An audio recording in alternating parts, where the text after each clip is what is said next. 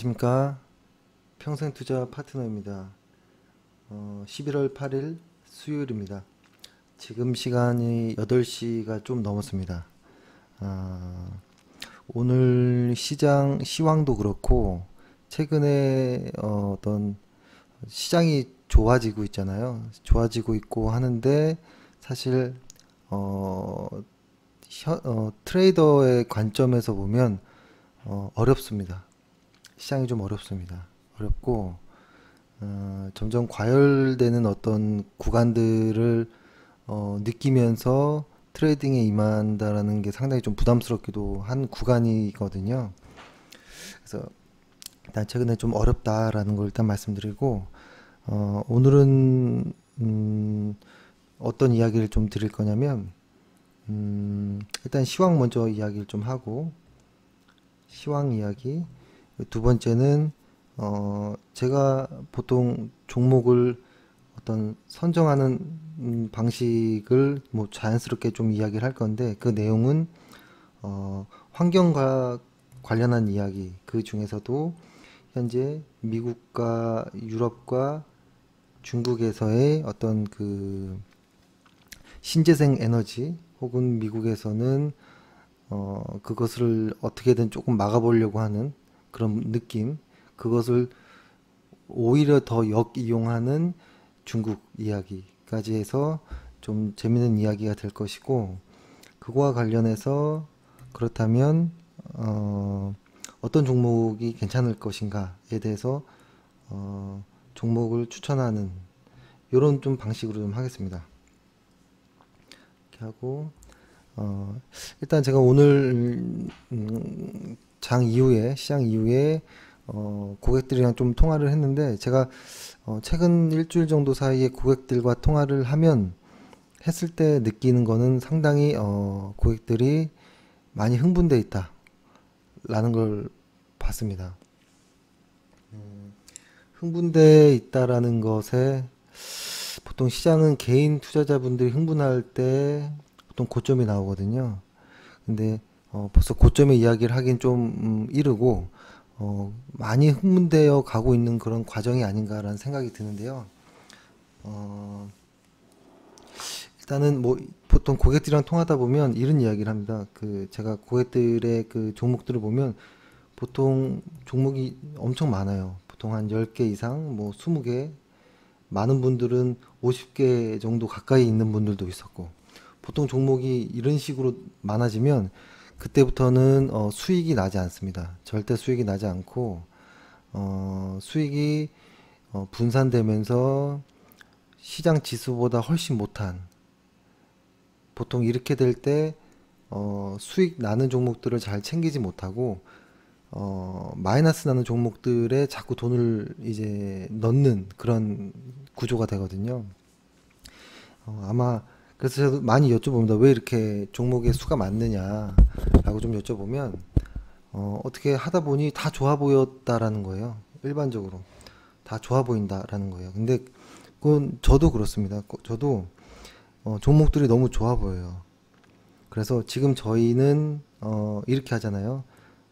한 5개 정도의 어떤 그룹을 만들어서, 그죠? 어떤 예를 들어서 뭐 정책 관련한 어떤 섹터 안에 어떠한 주식, 그죠?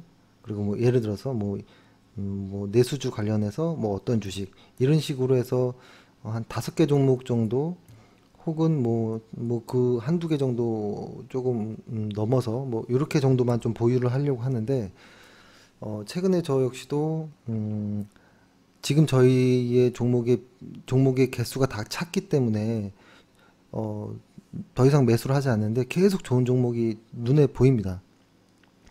일단은 업종으로 따지면 뭐 자동차라든지 뭐 화장품, 그러니까 저희는 엔터 관련한 건 있으니까, 그렇죠? 내수주도 있고, 그다음에 2차 전지, 또 바이오, 이런 종목들이 또 눈에 많이 보이고, 어, 최근에는 뭐 신세계라든지 일동제약, 그렇죠? 여기도 너무나도 이렇게 사고 싶었던 그런 종목이거든요. 오늘도 너무 사고 싶었던 종목. 한번 차트 한번 볼까요? 음, 일단은 일목균형표로 한번 오랜만에 보겠습니다. 신세계. 신세계 같은 경우는 전고점을 강하게 뚫었습니다. 강하게 뚫었고 이 모습이 일목에서 말하는 첨단 파동이 될지 안 될지는 아직 알 수는 없습니다. 알 수는 없고 구간으로 따졌을 때 보면 바닥 대비해서 한 38일 정도 올랐는데요. 이런 추세로 간다면 어, 이런 추세로 간다면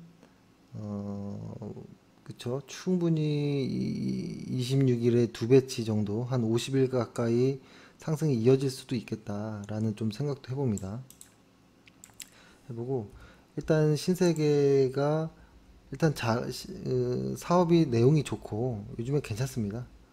그죠? 괜찮고 그래서 상당히 현혹되는 하지만 어쩔 수 없이 못 사는 거예요. 어쩔 수 없이 너무나도 사고 싶지만 그리고 또 일동작도 한번 볼까요?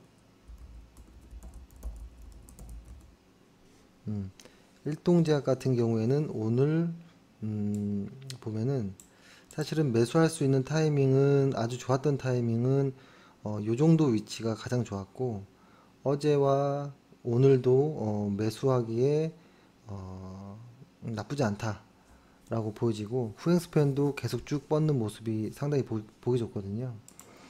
어, 일단 예를 들어서 일동제약 같은 경우에 만약에 이 추세가 간다라고 하면 아이고, 일반적으로 가격을 일목균형표상에서는 가격을 선정할 때 뭐 여러 가지 방식이 있겠지만 이 값으로 계산하면 이 정도까지 한 27,000원까지도 올 수 있겠고 그렇죠? 보통 이 값을 많이 산정하긴 하잖아요. 근데 아마 뭐 조금 눌리는 구간을 생각한다면 어떤 V 값을 본다면 뭐 거의 근처에 다 왔고 그래서 아마 지금 가격대에 혹은 요 정도 가격대에 혹은 매물대가 있는 요런 가격대 일목상에 이런 가격대의 구간들을 좀 돌파했는데 저는 좀 추세적으로 좀 더 갈 거라고 좀 보여집니다. 하지만 저 역시도 너무 사고 싶었지만 일단 저희가 종목이 다 꽉 차서 종목의 비중이 약 한 70% 정도 찼거든요. 주식 비중이. 근데 아마 제가 70% 정도를 이렇게 말씀드렸다면 저희의 어떤 개인 투자자분들은 보통 80% 90%까지 조금 더 사신 경우가 있을 거예요. 그래서 아마 추가적으로 종목을 추천할 수도 없지만 추천해도 비중이 주식에 어떤 자금이 부족하거나 이럴 수도 있습니다. 근데 개인 투자자분들이 보통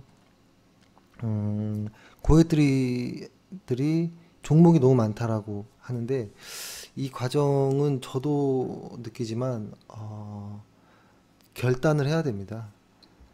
종목을 다섯 종목 미만으로 다섯 종목 정도 최대 다섯 종목까지만 보유해 보십시오. 그렇죠? 지금 종목이 여러 개가 있다고 하면 수익률이 안 좋은 거부터 매도를 해가지고 매도를 해서 종목을 좀 좋은 것만 놔둬 보시는 게 어떤가라는 생각이 들고 이게 되지 않으면 수익을 낼 수 없습니다. 계좌가 플러스 되지 않아요. 아마 주식을 오래 해보신 분이면 알 거예요. 주식을 오래 한 사람일수록 20종목씩 종목을 매매하지 않아요. 보통. 그죠? 저희는 펀드 매니저가 아니잖아요. 뭐 30종목, 50종목 이렇게 관리할 수 없습니다. 그죠? 그런 거 있었고 또 하나는 최근에 제가 좀 시황이 이상하다라는 이야기를 좀 하죠. 그 이야기 중에 한 축은 신약 개발주의 어떤 바이오주들의 어떤 급등을 보고 말씀드리는 건데요. 지금은 이제 거의 묻지마 투자 단계로 오는 것 같아요. 묻지마 단계로 오는 것 같고 보통 이렇게 개인 투자자들이 묻지마 단계, 투기의 단계까지 오게 될 때 보통 공매도 물량이 실리기 시작합니다. 지금 공매도 물량이 꽤 많이 실렸어요. 신약 개발주에는.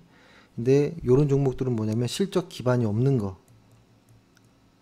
실적 없이 올라가는 것들, 그렇죠?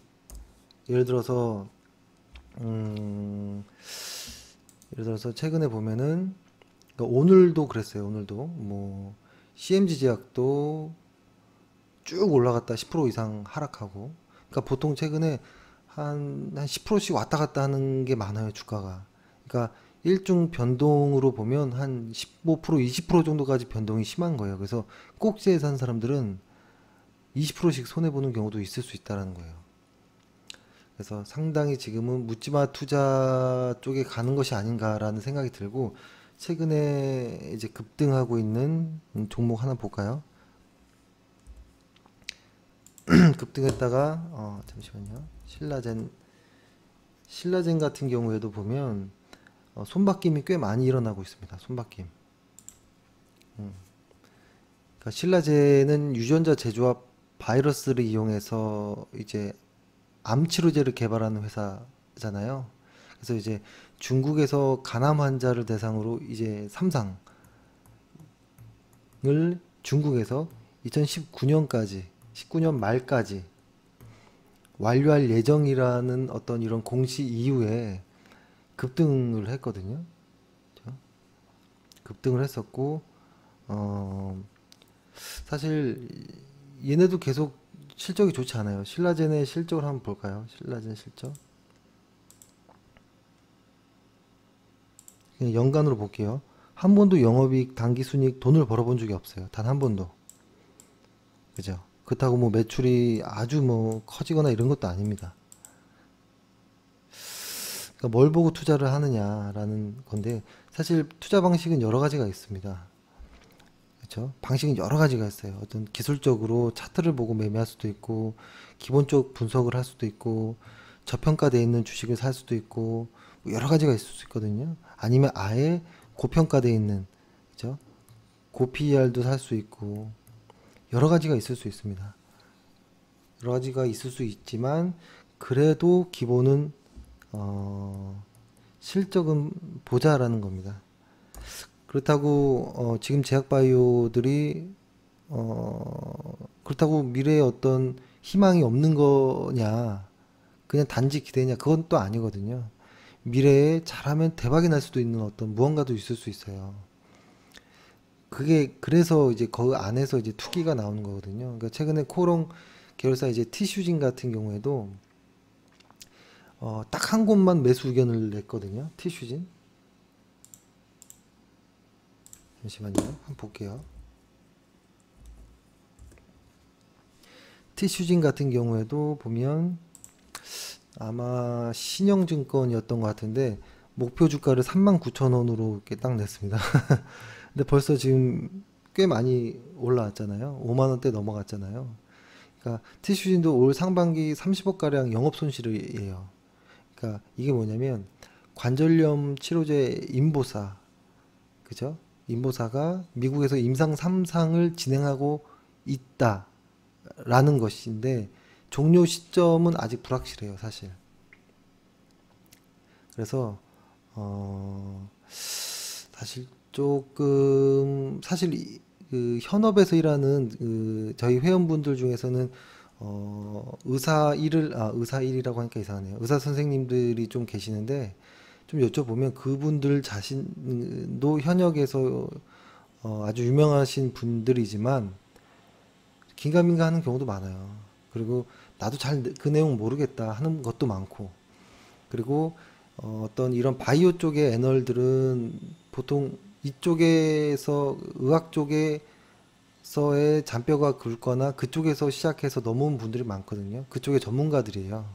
근데 우리 같은 개인 투자자들은 제대로 된 이쪽에 대한 어떤 것을 이해할 수 없습니다. 잘. 저 역시도 이해가 잘 안 가고.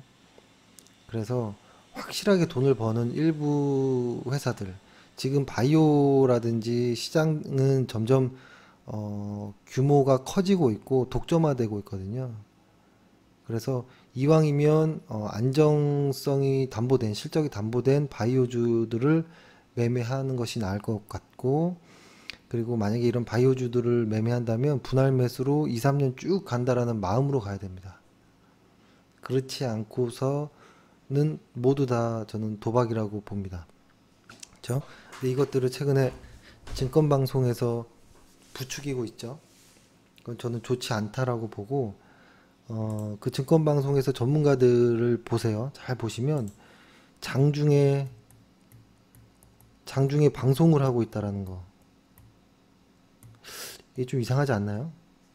자기가 트레이딩을 해야 되는데 장중에 방송을 하고 있다라는 것은 어떤 선수라기보다는 어떤 코치나 제가 말씀드렸던 어떤 훈수자의 모습과 흡사하다라는 거고, 이 훈수자들의 모습들이 일반적으로 방송 작가들과 PD와의 어떤 시장 현황 상황에 의해서 대본들이 만들어지기 때문에 실제 트레이더들이 보는 관점과 방송 전문가들이 말하는 그 종목은 좀 다릅니다. 그 느낌이 좀 이상합니다.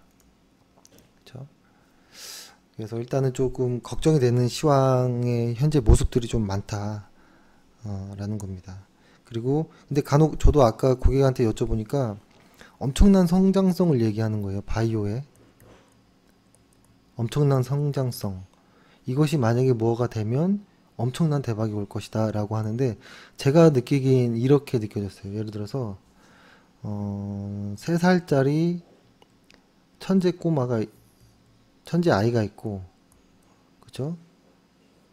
그 다음에 예를 들어서 어떤 뭐 30대 초반에 그냥 아주 좋은 회사에 다니는 일반 어떤 뭐 청년이 있다 라고 했을 때 어디다 투자할 거냐라고 생각하면 여기다 하겠죠. 저는 여기다 할 것 같아요. 일단 이 사람은 현재 돈을 벌고 있다. 그죠? 돈을 벌고 있고, 이 사람의 과거도 알고, 어떤 사람이었고, 어떤 회사에 다니고, 지금 얼마 정도를 벌고, 그리고 이 사람의 성장 가능성을 조금 더 예상할 수 있는 정도. 근데 3살짜리 꼬마 천재, 예를 들어서 3살짜리인데 한글과 영어를 마스터한, 혹은 뭐 중국어까지 마스터한 3살짜리 천재가 있다. 얘는 앞으로 대통령이 될 것 같다라고 해서 투자하는 거랑 뭐가 다르냐 이거죠. 그렇죠? 얘가 어떻게 될지 어떻게 합니까? 그러니까 마치 아이를 비유해서 사실 좀 죄송스럽긴 하지만 이런 느낌이라는 거예요, 저는. 그래서 어, 음, 좀 조심할 필요는 있다. 그리고 만약에 투자를 하려면 좀 알고서 하는 것도 괜찮겠다. 근데 만약에 알려고 하면 알아지지가 않거든요. 바이오주들은 제대로. 그러다 보면 포기하게 됩니다. 그렇죠? 근데 이렇게 테마성으로 오른 바이오주들이 지금 손바뀜이 많이 나오고 있고, 어떤 손바뀜이 나오고 있고, 공매도 물량이 많아지고 있는 이 시점에서는 이익 실현을 조금씩 하시라라는 말씀을 드리겠습니다. 그리고 이제 두 번째는, 제가 일반적으로 이제 종목을 매매를 할 때 저번에 죄송합니다. 제가 요 얘기를 못했네요. 지금 제가 바이오 이야기만 했거든요. 근데 한 가지 비슷한 애가 또 있습니다. 2차 전지. 2차 전지나 바이오나 지금 둘 다 과열돼 있습니다. 과열돼 있고, 개인의 비중이 너무 높고, 개인 투자 비중이 너무 높고, 너무 변동이 크고, 그래서 한동안 잠잠해지기까지는 들어가지 않을 것입니다. 2차 전지는. 예, 이건 일단 이렇게만 정리하고, 그 다음에 저는 종목을 선정하는 방식을 과거에 파라다이스라는 종목으로 한번 설명을 했잖아요. 파라다이스 설명을 했는데, 어떤 느낌이냐면 저는 이렇게 하는 거예요. 예를 들어서 흔히 말해서 뭐 탑다운 방식이라고도 이렇게 하고, 바텀업 방식 여러 가지가 있잖아요. 그죠? 아주 큰 그림에서부터 내려오고 바닥에서부터 올라가는 이런 방식이 있는데, 저는 웬만하면 여기에서 좀 이렇게 맞아 떨어지는, 그죠? 이 중간에 무언가가 딱 맞아 떨어지는 무언가를 좀 찾기를 원하거든요. 그래서 오늘 드릴 이야기를 이제 시작해 보면 환경 쪽 관련해서 어, 어떤 좀 이야기를 드리려고 합니다. 환경. 그러니까 이쪽에서는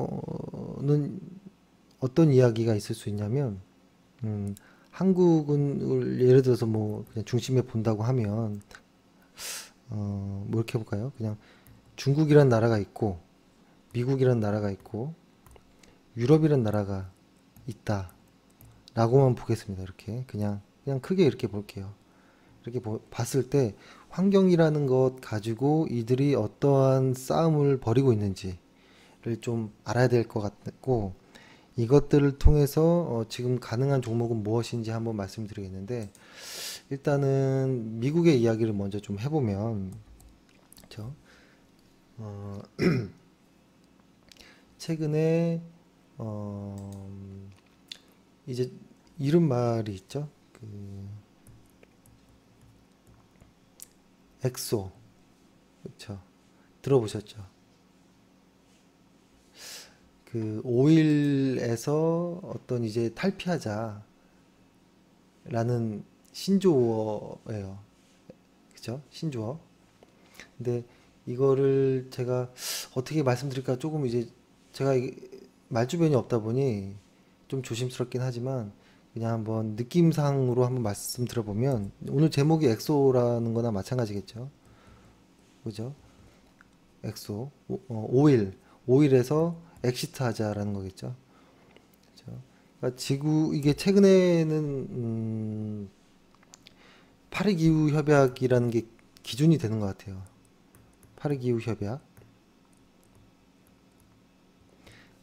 이걸 통해서 이제 보통 온실가스를 절감하자라는 어떤 노력들을 많이 하고, 그죠? 그래서 자동차랑 석유 산업에 어떤 큰 어떤 물결이 좀 있는 것이 아니냐라는 이야기인데, 사실은 영국, 프랑스, 네덜란드는 빠르면 2020, 그쵸? 25년 혹은 늦어도 2040년까지는 이제 디젤 개솔린 그 내연기관차의 판매를 금지하겠다라고 하고, 그 다음에 중국 역시도 이거를 이제 지금 규제 대책을 이제 꺼낼 겁니다. 아마 지금 어, 좀 이렇게 조율을 하고 있는 것 같은데요. 그래서 이제 판도가 좀 바뀌고 있는 것이 아니냐. 무슨 판도냐면 원유 중심의 에너지의 판도가 이거를 대체할 무언가로 가겠다라는 거죠. 예를 들어서 지금 가장 가능성이 높은 가스 혹은 뭐 신재생 에너지, 그쵸? 뭐 혹은 수소, 뭐 이 정도가 될 거예요. 전기, 그쵸? 예를 들어서 자동차로 만약에 비유를 해본다면 지금 그쵸? 자동차 산업이 가장 크니까 그쵸?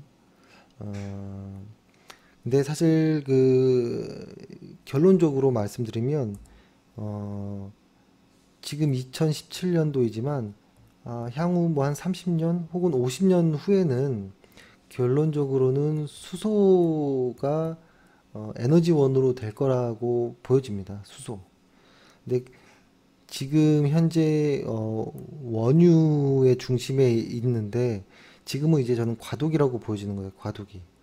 이 안에서 어, 가스를 가지고도 싸움을 할 것이고 전기차 가지고도 싸움을 할 것이고 신재생 에너지도 나올 것이고 여러 가지가 있을 건데 결론은 수소로 가기 위한 그 중간에 어떤 과도기 안에서의 요 모습들이란 거예요. 지금의 새롭다라고 하는 것들은 그렇죠. 뉴라고 하는 것들은 이 수소로 가기 위한 어떤 과도기 과정 중에 하나인 거예요. 어, 하나 더 비교를 해보면 사실 전통적인 에너지 자동차 시장에서 가장 잘 나가는 회사가 독일이잖아요. 그죠? 그러니까 지금 어떤 추세적으로 유럽 안에서 독일을 뺀 나머지는 다 환경을 살리자 친환경 에너지 중심으로 이야기를 하고 있는데 독일은 조금 태도가 그렇지 않아요. 그리고 미국은 완전히 거꾸로 가고 있고 현재 이런 상황이거든요. 유럽 내에서. 이런 상황인데 독일 같은 경우는 생각해 봐야 되는 것이 뭐냐면 보통 저는 정부 정책에 반하지 말자라는 어떤 구루들의 이야기를 가 정말 맞구나라는 걸 좀 많이 느끼는데 지금 유럽과 독일, 미국, 중국의 어떤 정부의 의지와 자금의 어떤 정책들, 반영한 정책들을 내용을 좀 읽어보자라는 건데 유럽에서는 친환경을 하자라고 하는데 독일만 유독 안 하려고 하는 이유는 이 얘네가 이제 자동차 쪽에서는 어 거의 이제 그 뭐죠 상위권에 다 있잖아요, 그죠? 얘네들 자동차 산업들이 근데 얘네들이 지금 갈팡질팡하고는 독일이 자기네 산업에서 지금 2차 전기차라든지 이런 쪽이 조금 아직은 스타트가 안 됐기 때문에 조금 망설이는 것 같지만 사실 유럽은 하나의 나라라고 보는 어떤 견해가 있기 때문에 아마 독일도 친환경 관련한 2차 전기차 쪽으로 갈 거라는 겁니다. 곧 갈 거라는 거고, 그리고 미국은 완전 다른 문화죠. 미국은 그 파리 기후 협약을 완전히 탈퇴해 버렸잖아요. 그죠? 사실 그게 왜 그러냐라고 생각을 해보면 그냥 트럼프가 어떤 난 그냥 싫어 이렇게라고도 볼 수 있지만 사실 이게 다 돈과 연결된 거죠. 돈. 그렇죠? 특히 이제 트럼프의 기반인 공화당은 석유 기업에 대한 애정이 많습니다. 그렇죠? 석유 기업에 대한 애정이 높아요. 그래서 자동차와 석유 기업에 유리한 방향으로 어떤 지금 여러 가지들을 조금 해주는 거예요. 그러기 위해서 잠깐 탈퇴를 한 거고 거기에다가 이제 몇 가지를 좀 완화해 주려고 하는 것들이 있거든요. 근데 중요한 거는 사실 얘네들의 큰 그림은 미국의 큰 그림은 뭐냐면 지금 파리기후 협약을 탈퇴하고 그 다음에 자동차 쪽에 지금 어떤 구경제라고 할까요? 기존의 어떤 그 내연기관 쪽에 이쪽에 시간을 좀 벌어주는 겁니다. 시간을 벌어주고 결론적으로는 얘네들이 시간을 벌어두고 했을 때 나중에 가스와 수소로 가는 그죠? 이쪽으로 가는 시간을 벌어주는 겁니다. 지금 원유 쪽에서의 어떤 산업 원유를 기반으로 한 자동차 산업을 이쪽으로 가기 위해서 약간의 시간을 벌어둔 꼴입니다. 그래서 저는 트럼프가 어, 정말 시장 친화적이다라는 표현보다는 그냥 트럼프는 그냥 시장이다라고 보여집니다. 시장이라고 하는 거는 그냥 돈이 가는 대로 가는 거거든요. 돈이 가는 대로 그냥 따라가는 거라고 보여지기 때문에 그렇죠. 이런 모습을 좀 이해하실 필요가 있다라는 거고, 그렇죠. 그리고 중국의 같은 경우는 중국 같은 경우를 이야기를 한번 해보면 큰 그림 그러니까 내용이 길어지지 않게 좀 짧게 설명드리면 유럽이라는 나라 안에 자동차 산업이 아주 훌륭한 독일이라는 나라만 조금 어떤 친환경적인 에너지 정책을 망설이고 있는데 곧 돌아설 것이다. 라는 거고, 그죠?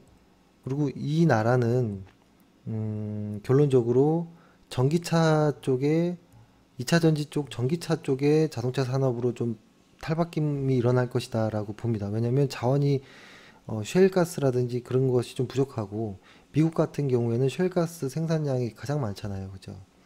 그러다 보니까 미국 같은 경우는 어, 원유를 대체하려고 지금 트럼프가 시간을 벌어주고 있는 입장에서 곧 엄청나게 많은 가스와 수소 쪽으로의 어떤 큰 그림을 그리고 있다라고 보는 거고 그 다음에 중국이란 나라는 이 두 가지를 다 혼합합니다.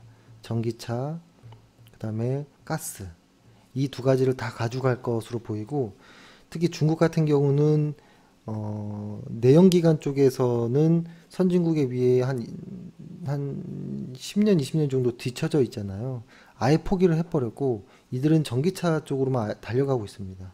그리고 전기차, 그리고 또 신재생 어떤 뭐 태양열이라든지, 이쪽엔 다 세계 1위예요. 전기차.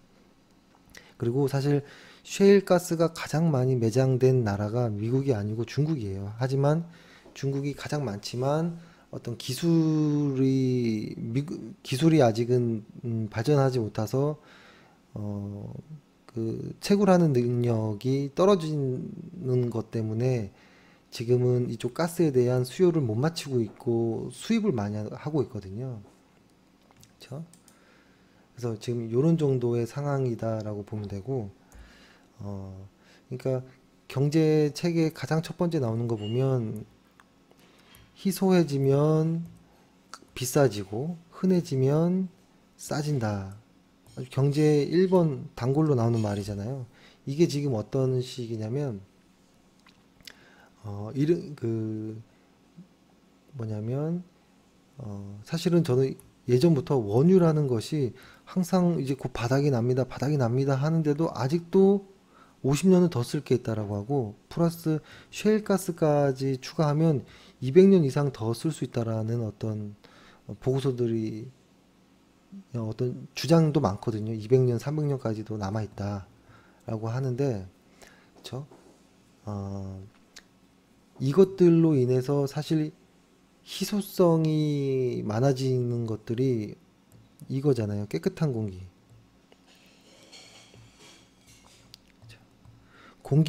깨끗한 공기가 희소해지니까 이게 귀해지는 거예요. 그러다 보니 이 산업이 여기에서 이제 어떤 새로운 산업으로 변화하는 이 과정이다라고 보는 게 맞는 것 같아요. 근데 이 산업은 금방 갑니다. 금방 옵니다. 생각보다 시간이 금방 지납니다. 제가 맨 처음에 제가 예전에 시간이 꽤 지난 거네요. 보니까 이게 얘가 좀 안 맞을 수도 있겠지만 제가 중학교 때인가 뭐 아마 중학교 때였던 것 같은데 정확히 기억이 안 나지만 88 담배에서 디스 담배가 나왔을 무렵이었던 것 같은데 제가 편의점을 친구랑 이렇게 지나가는데 디스라는 담배가 새로 나오네 라고 하면서 편의점을 지나가는데 친구가 저 편의점에서 물을 팔아 이러는 거예요. 물. 그때는 이제 석수라고 다 했죠. 생수, 석수. 그래서 제가 친구한테 그랬거든요. 말도 안 돼, 거짓말하지 마. 어떻게 물을 파냐? 이랬었어요. 제가 그때. 근데 아마 지금의 어떤 이게 얘가 맞을지 모르겠지만 원유는 곧 자동차는 곧 원유 이쪽의 것이 이제 깨질 것이다라는 거고 이쪽에 큰 산업이 지금 바뀌어야 되거든요. 그거를 지금 뭐 엑슨모빌이라든지 BP라든지 그죠? BP라고 하면 영국의 그 석유 회사죠. 엑슨모빌은 그 미국이고 이쪽에서 계속 지금 공화당 쪽의 로비를 통해서 계속 버티고 있는 거예요. 그죠? 그래서 어떤 이런 추세로 지금 가고 있다라는 거를 좀 보면 될 것 같고 그 다음에 중요한 것이 하지만 이제 결론적으로 그쵸? 이 미국은 현재 지금 자동차 시장을 버리지 못합니다. 그쵸? 그러다 보니까 트럼프가 그 파리 기후 협약을 탈퇴해버리고 그 다음에 가장 큰 거, 그죠? 연비 규제 완화를 하고 있습니다. 지금 연비 규제 완화라는 것은 지금 미국에서는 보면 자동차 하나가 한 17 정도 그죠? 17kg라고 하죠. 17kg. 그죠? 1리터에 17kg. 1리터에 17kg 맞나요? 제가 갑자기 용어가 헷갈리는데 그죠? 연비가 17kg가 나오게끔의 법으로 규정이 되어 있는데 이게 시간이 지나면 23 이상까지도 아마 나오게끔 될 그 법이 규제가 될 거거든요. 근데 내연기관으로는 그런 차를 만들기가 어려워요. 왜냐면 어떤 전기차라든지 하이브리드라든지 이런 걸 뺀다면 만들기가 어려워서 지금 미국에서 공화당 쪽 트럼프는 이런 그 국영제 쪽의 내연기관을 시간을 벌어주는 것 중에 가장 큰 연비 규제 완화를 하고 있다. 그죠? 이것은 그 원유 산업에 아주 큰 영향을 미치거든요. 그죠? 그래서 사실 이게 아주 큰 그림에서 좀 움직이고 있는 정도의 느낌이 좀 보이고 완전히 친석유, 친자동차 정책을 이제 보이는 겁니다. 그리고 아까도 말씀드렸지만 미국은 그 국영제 그 자동차 산업들, 석유 회사들한테 정부가 벌어준 시간을 이용해서 아마 가스와 수소 자동차로 빠르게 모색을 할 것입니다. 할 것이고 그 과정 안에 있는 지금은 과도기의 시기다라는 거. 그리고 정리를 해보면 유럽은 가스가 부족하기 때문에 전기를 선택할 것이고 가스가 풍부한 미국은 가스를 선택할 것이고 중국은 전기, 가스 둘 다를 할 것이고 중국이 원하는 것은 하여튼 1등이 되는 거예요. 미국을 제치고 1등이 되기를 원하거든요. 항상. 그래서 아마 전기차 쪽과 미국에도 만약에 테슬라가 있지만 중국에서 대량 어떤 전기차 그리고 태양열 그죠? 그리고 가스 셰일가스 매장량이 중국이 제일 많아요. 아마 큰 어떤 무언가가 재편될 것이다. 패러다임의 변화가 있을 것이다. 라고 좀 생각이 듭니다. 근데 이제 그러면 이제 어떻게 할 것이냐를 봐야겠죠. 그래서 당분간은 뭐냐면 원유는 그러니까 당분간이죠. 단기적인 관점에서는 원유가 높은 수준으로 좀 원유의 단가가 높은 수준으로 좀 유지될 가능성이 높아요. 그래야지만 대체제 그죠? 제가 발음이 좀 안 좋네요. 대체제에 대한 수요랑 어떤 투자 자극을 하기 위한 거거든요. 왜냐하면 정부 입장에서의 비용 절감이 필요하거든요. 그래서 단기적인 추세로는 원유가 아마 좀 높은 가격을 당분간 유지할 것이라는 거, 요거를 인 거고, 만약에 나는 중장기로 보겠다라고 한다면 당연히 수소 쪽으로 가야겠죠. 혹은 전기차, 태양열, 신재생 에너지 이쪽으로 가야 된다라고 좀 생각을 하고, 그렇죠? 어, 요 정도의 느낌이라고 보시면 되고, 그렇다면 지금 그러니까 지금 현재 이런 환경 어떤 아마 다 아는 이야기였을 거예요. 그죠? 미국과 유럽, 중국 이런 이야기들 그렇죠. 그리고 그러니까 유럽은 유럽에서 가장 이제 뭐라고 할까요? 그 힘이 세다라기보다는 어떤 주도권을 갖고 있는 독일도 곧 변할 것이고 미국은 시간을 거꾸로 가고 있고 그 틈을 이용해 중국은 1등의 어떤 시장 선점을 하기 위해 노력하고 있는 이런 상황. 그 안에서 중국에서의 지금 중요한 것들이 있습니다. 중국의 이야기 잠깐 해보면 시진핑 2기가 국정 과제로 그죠? 국정 핵심 과제로 세 가지를 얘기를 했거든요. 그죠? 여러 가지 중에서 가장 중요하게 생각하는 것이 이제 환경이라는 이야기를 좀 많이 했습니다. 환경. 사실 환경이라는 이야기를 정책의 아젠다로 이렇게 설정해서 올린 거는 아마 처음인 것 같긴 해요. 환경이라는 거를 정책 아젠다로 하기는.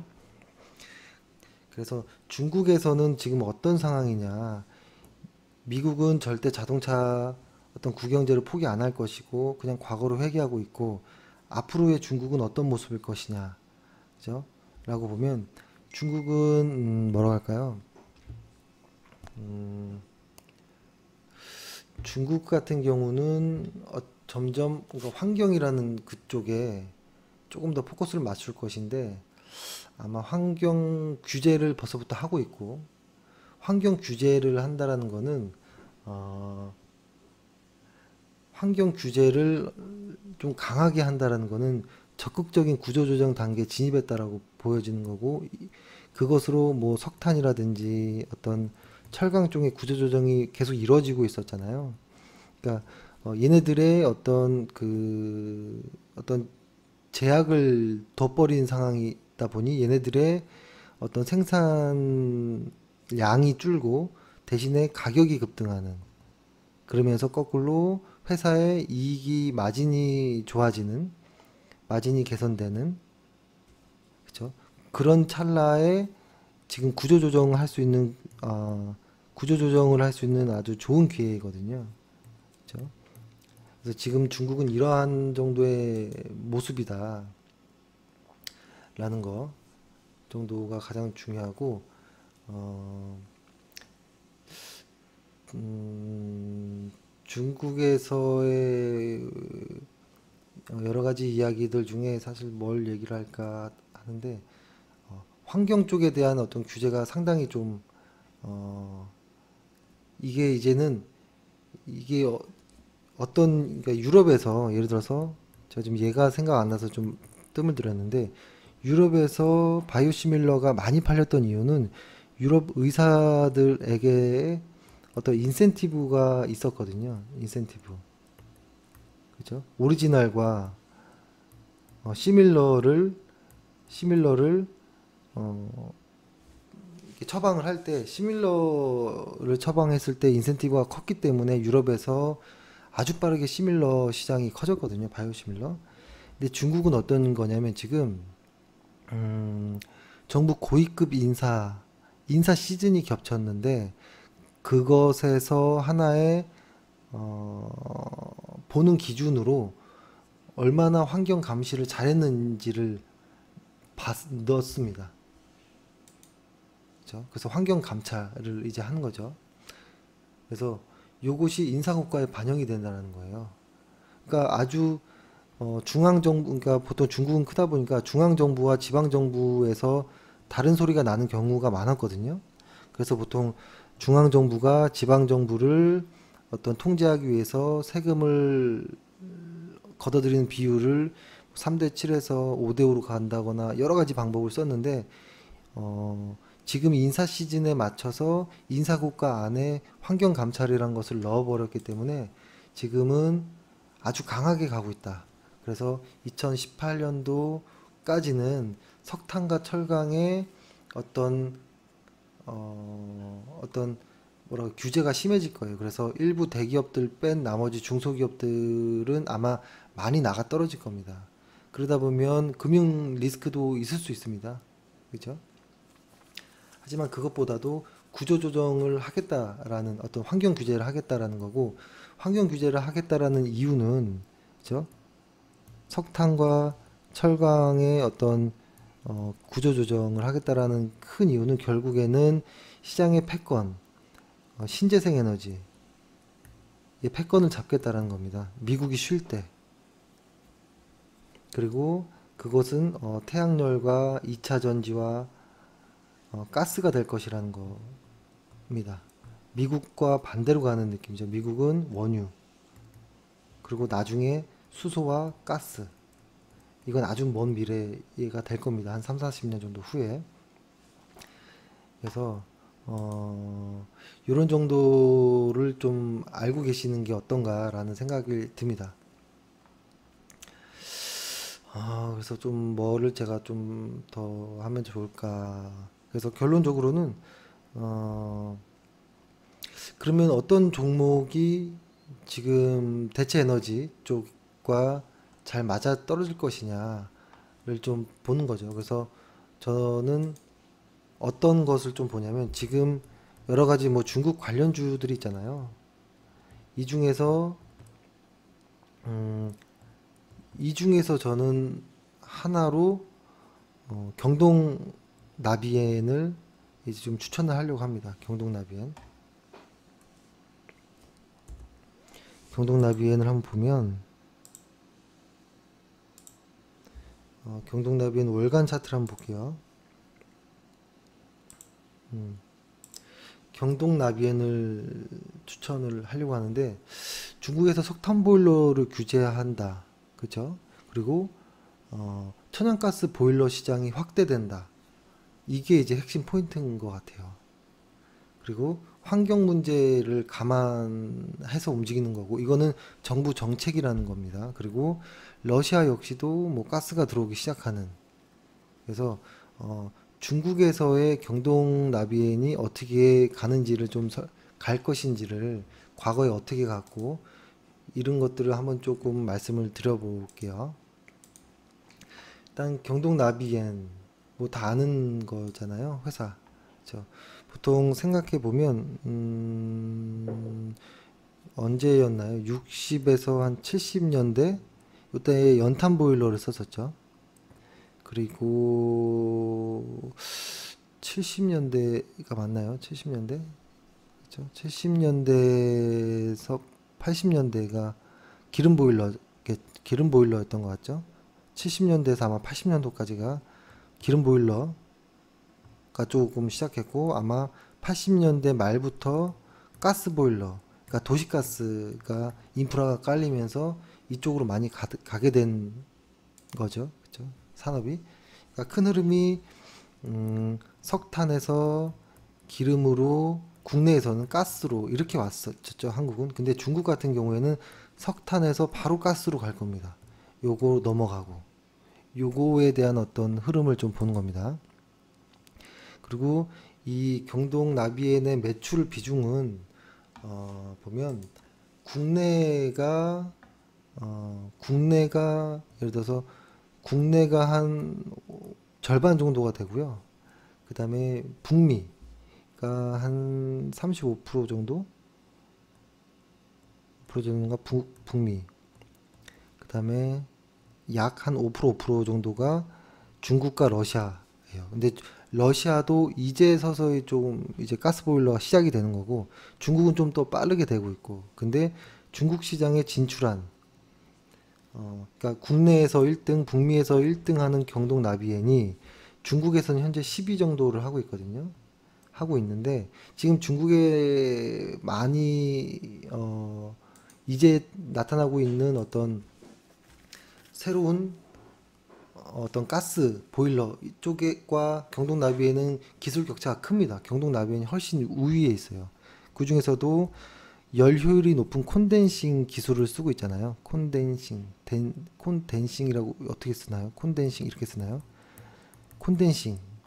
콘덴싱이라고 하면은 이런 느낌이잖아요. 열 효율이 높인다라는 거고, 뭐냐면 예를 들어서 이렇게 냄비에 어떤 불을 지피었을 때 열 효율이 이렇게 다 빠져나간다라는 것을, 콘덴싱 효과라는 거는 여기에 이게 뚜껑 하나 덮어준다는 겁니다.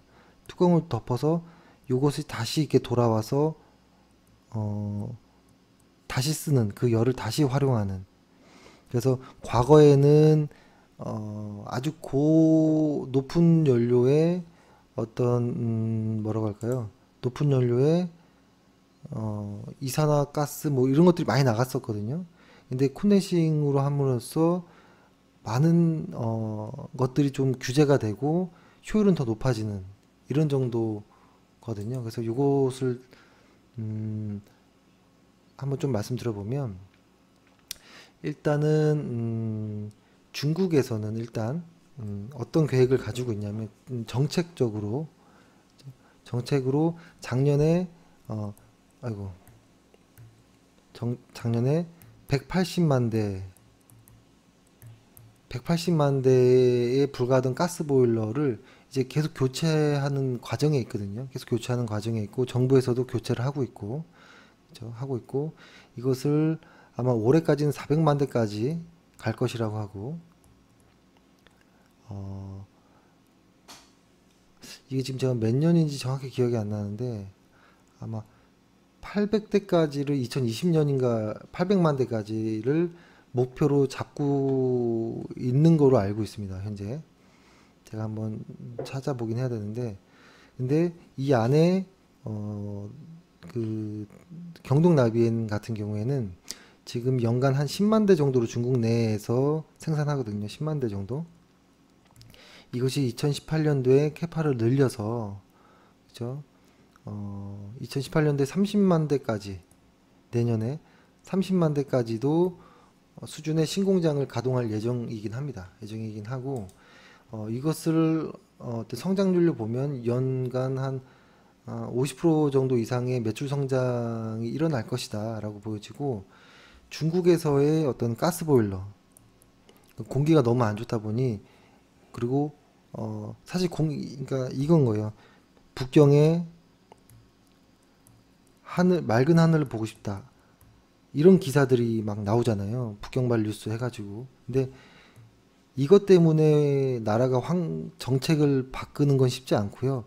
본인의 나라의 어떤 이익이 되는 쪽을 먼저 설정을 하고, 그렇죠? 설정을 하고 그거에 맞게 광고를 하는 겁니다. 그래서 중국에서는 어떤, 그죠? 에너지 관련한 어떤 시장 1위 선점을 하기 위해서 지금을 시장을 변하고 있는 거거든요. 예, 그래서 그러니까 저만 좀 너무 이게 딱한 시선으로 보는 것 같긴 하지만 보통 그래 왔습니다. 보통 그래 왔고, 그러니까 중국에서는 어떤 지금 현재 어, 철강이라든지 석탄, 어떤 국영제를 고부가 가치 산업으로 에너지 자원을 선점하려는 어떤 과정 안에서 신재생 에너지, 그러니까 태양열과 어떤 가스, 이런 것들을 2차 전기차, 2차 전지 쪽을 개발하는 과정이었다라는 거고, 그것을 시진핑 2기에 아예 대놓고 환경이라는 어떤 아젠다를 꺼내놨다라는 것이 상당히 강합니다. 강한 어떤 모멘텀이 될 수 있다라고 생각을 하고, 중국 같은 나라에서 이렇게 밀어붙이면 밀어집니다. 중국은 산업 구조상 그 공산주의이기 때문에. 그래서 아마 이 시작은 가정 도시가스 보급이 먼저 돼야 되는 거잖아요. 그러니까 왜냐면 아까 말씀드렸듯이 중국의 가스 매장량은 1위이지만 이거를 이제 파내는 기술 자체가 아직은 없기 때문에, 미국도 셰일가스를 미국도 셰일가스를 이제 하는 그 기술을 얼마 되지 않았거든요. 10년도 안 됐을 거예요. 그죠? 이 땅 속에서 그 긴 파이프를 넣어서 쉘층이 나오면 쉘층에 이제 쭉 파다가 다시 휘어서 횡보로 이제 파거든요. 파다가 이쪽에 전기파를 넣어서 균열을 냅니다. 이렇게 균열을 내서 여기다가 고압의 물을 넣으면 여기에서 나오는 가스와 이런 것들이 이렇게 나오는 게 쉘가스를 지금 파는 과정이거든요. 근데 그런 기술들이 나온 지 얼마 안 됐고, 중국은 아직 미국 같은 기술이 없기 때문에 수입을 해야 돼요. 미국이. 수입을 해야 돼요. 그 가스를. 근데 그것을 아마 지금 중국에 트럼프가 가 있잖아요. 그런 이야기도 좀 나오지 않을까 생각하는데, 미국의 가장 그 중요한 거는 무기 판매도 있지만 이 쉘가스를 중국에 팔고 싶어 합니다. 중국에 더 많이 팔고 싶어 하고, 근데 중국의 입장에서는 미국 것만 받으면 좀 그렇기 때문에 뭐 여러 나라 아시아 쪽에서의 어떤 가스를 이제 받고 있거든요. 받고 있는데 아마 미국에서 트럼프가 이런 쪽의 이야기도 좀 나오지 않을까. 근데 가스를 수입하는 단계는 중국의 입장에서 지금 나쁘진 않아요. 하지만 미국에만 100%를 받는 것만 아니라면 중국도 오케이입니다, 일단. 왜냐면 아직은 수요를 못 맞추니까. 그렇죠? 중국도 좋은 상황, 미국도 좋은 상황. 그리고 중국은 그 사이에 신재생 에너지 쪽으로 더 빨리 다가서려고 하고, 그 다음에 미국은 이런 상황에서 거꾸로 후퇴하면서 엑슨모빌이라든지 BP라든지 어떤 기존의 어떤 그 석유 화학 회사에게 시간을 벌어주고 나중에 결론적으로 수소와 가스로 가려고 하는 그런 전략들. 그 사이에 유럽은 아마 신재생 에너지 쪽으로 선택할 것이고, 아마 가스가 부족하기 때문에 2차 전지 쪽, 전기차 쪽에 어떤 시장이 형성될 것이다 라는 라고 제가 소설을 썼습니다. 소설을 썼고 이런 식의 것으로 보여지는 건데, 일단은 제가 큰 그림은 아마 다 제가 설명은 좀 드린 것 같아요. 그죠?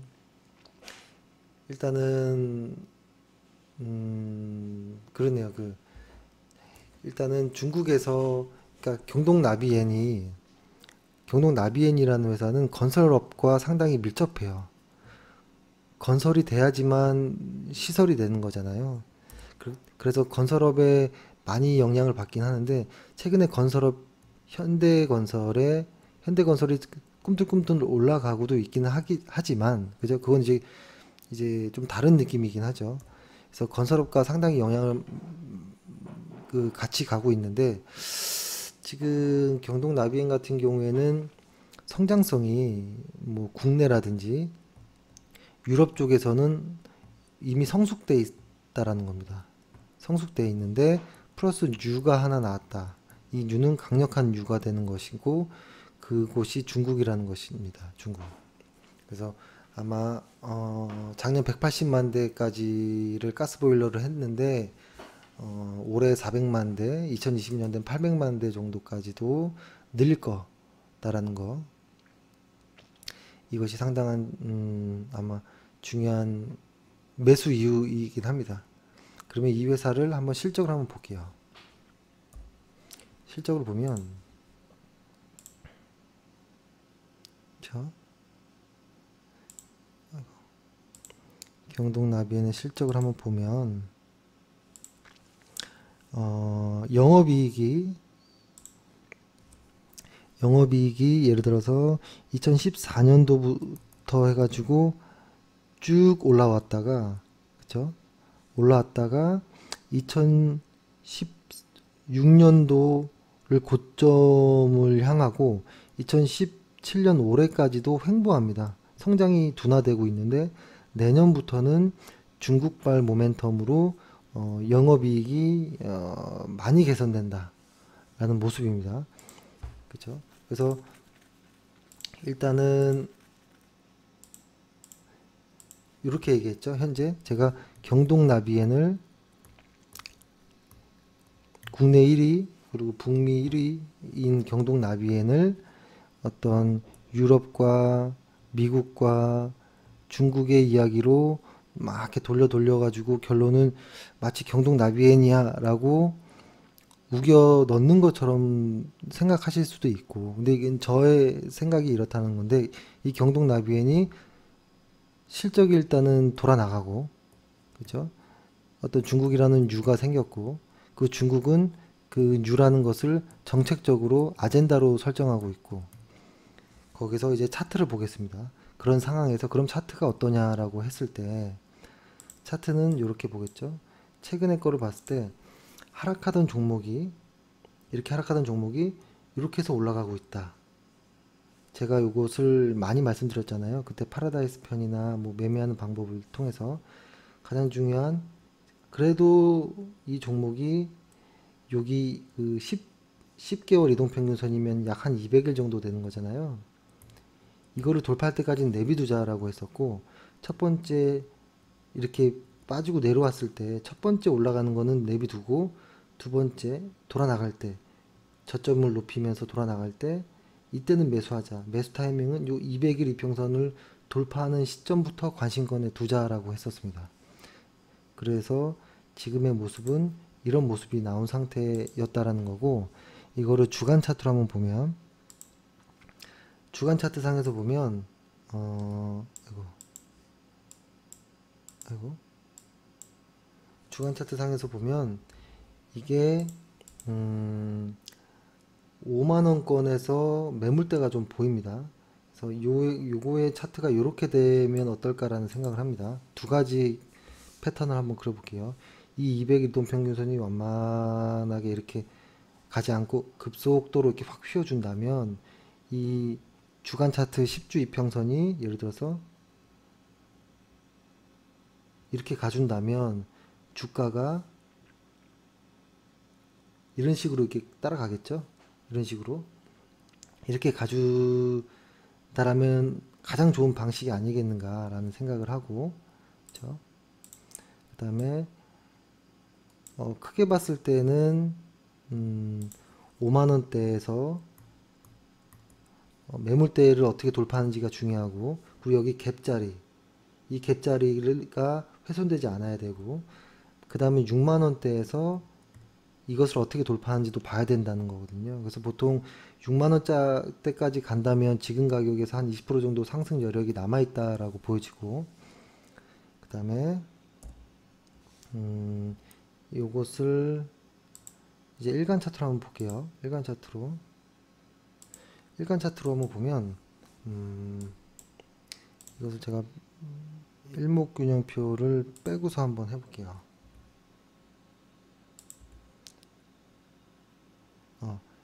일목균형표 상으로 보통 이 값을 많이 설정하긴 하는데요. 이 값으로 만약에 계산해보면 첫 번째 가격대는 어디까지 갈 것이냐라고 하면 한 61,700원까지를 일단은 일목균형표상의 이 값, 목표치로 설정이 되는데요. 뭐 이 값이라고 하는 것은 별거 아닙니다. 다음에 일목균형표에 대해서 말씀드렸다면 말씀드리고, 이거는 근데 뭐 꼭 중요한 건 아닙니다. 그렇죠? 그리고 그냥 맨 차트로 한번 보고 설명을 드리면, 저는 보통 저항대를 좀 많이 그리긴 하는데요. 사실 이 구간에 강한 저항대를 돌파했습니다. 이 구간에 가장 요 구간을 갭으로 떴거든요. 갭으로, 사실은 이 언저리에서 매수가 이루어지면 가장 좋은 거였고, 여기서 만약에 매수가 하기 좀 그렇다라고 저는 느꼈고, 그래서 이 근처에서 눌림을 줄 때 매수해야지라고 했는데 갑자기 확 떠버렸습니다. 11%. 그래서 못 쫓아갔었고, 오늘에서야 1차 매수를 저희가 했긴 했는데, 이거를 저는 매물대를 어떻게 그리냐면 한번 그려봅니다. 이 위에 선 한 5만 1,000원 정도 때, 6만 원 정도 때, 6만 한 그래도 초반 정도 때, 이 밑에는 어떤 가격대가 있었느냐, 36,000원대가 중요한 가격대, 그 다음에 한 3만원 정도대가 중요한 가격대였습니다.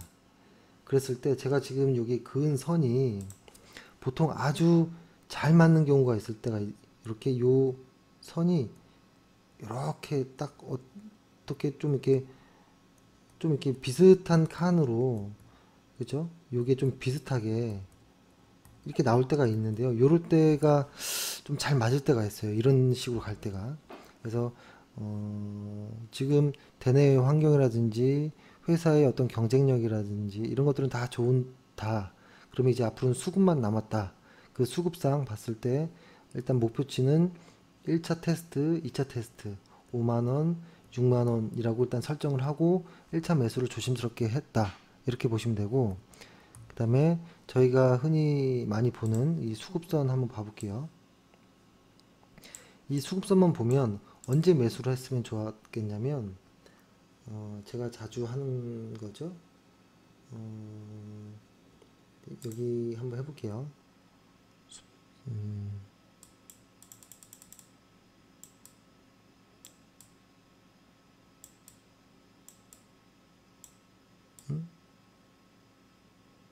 수직선 여기 있네요.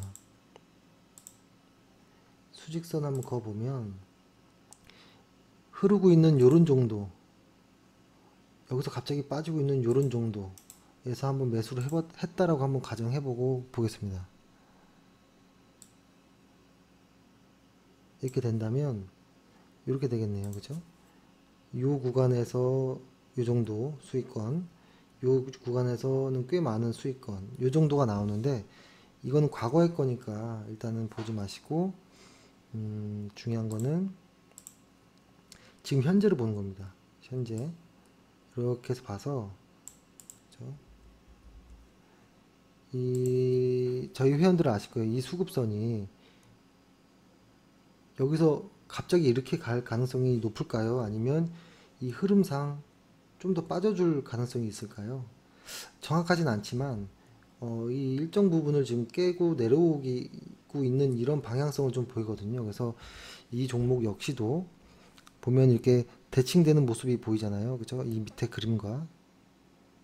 그래서 아마 이 종목이 이쪽까지 올라가는 것을 조금 하루하루의 어떤 변동은 있겠지만 좀 보자라는 거고, 그 다음에 제가 아까 문자로 말씀드렸던 것처럼 5만원 정도 대를 테스트 이후에 여기죠. 이 5만원 정도로 1차 매수를 오늘 했지만 이 5만원권을 5만원대를 돌파하고 돌파가 확실하다라고 느껴질 때, 그리고 돌파 이후 조정시 이때 다시 또 매수를 할 거고, 그쵸? 요 중간에 한 번 더 하고 요때 이익 실현을 하든지 아마 그렇게 될 거예요. 그래서 개별주의 비중을 한 20%를 아마 채울 수 있지 않을까 라는 좀 생각을 해봅니다. 그래서 오늘 제가 이게 머릿속에 있는 것을 말로 표현하기가 어려워서 좀 많이 버벅대긴 했습니다. 그래서 일단은 이 정도로 하면 오늘 할 말은 좀 하는 것 같습니다. 드릴 말씀은. 그래서 마지막으로 한번 정리해 보면, 일단 1번 바이오 그리고 전기차 쪽에는 과열됐다. 근데 보통 이 과열, 흔히 거품이라고 할 때 수익률이 가장 많이 나올 때가 있거든요. 하지만 이건 조금 뒤가 조금 이상한 느낌도 나거든요. 그래서 다루려면 조심스럽게 다루자. 다루기 위해서는 실적을 보자. 그죠? 물량을 너무 많이 추격해서 비중 많이 실지 말자.